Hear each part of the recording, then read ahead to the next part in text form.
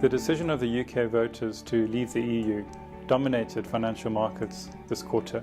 because it was unexpected and therefore not priced in.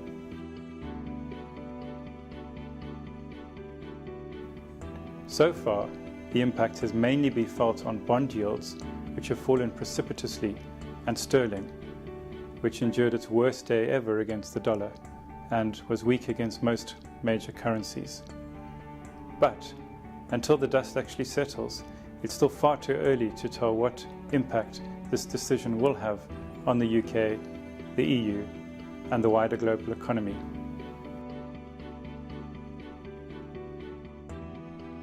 Stepping back, we can see that close to a decade of record low interest rates have stretched the pricing of financial assets and made them especially vulnerable to any small change in the probability that the US Fed could or will increase interest rates anytime soon. As it was, despite inflation nearing 2% and unemployment well below 5%, the US Fed chose to pause in its interest rate decisions last quarter. And the markets now, post-Brexit, signing only a small probability that the Fed may hike rates once this year.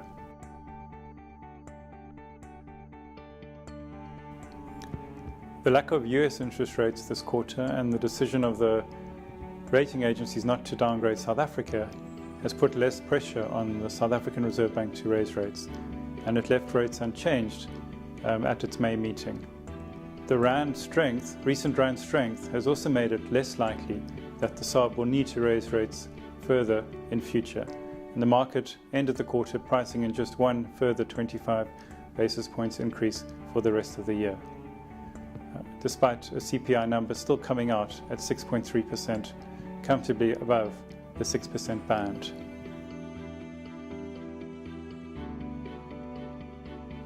Our view, given the very weak economic growth, in fact the IMF now expects the South African economy to grow by just 0.1% this year,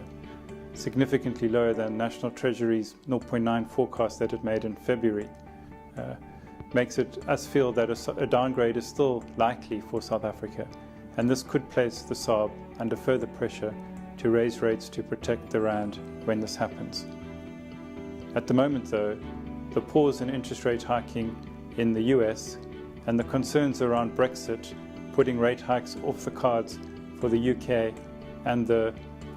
European Central Bank has given South Africa some respite from its interest tightening cycle. Investors could have been spooked by the headlines announcing the UK's decision to leave the EU, or the election of Donald Trump as the leader of the Republican Party, or even the burning down of buses in Pretoria. Despite all this volatility, financial markets are pretty much at the levels they were 12 months ago. We remain positive about the kind of opportunities our managers are finding on behalf of our clients. In particular, we have managers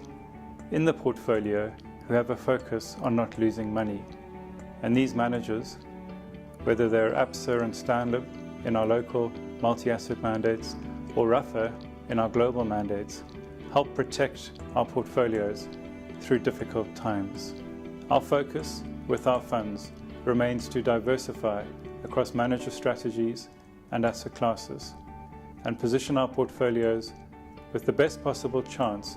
of protecting our members' wealth through difficult times and growing them over their savings horizon.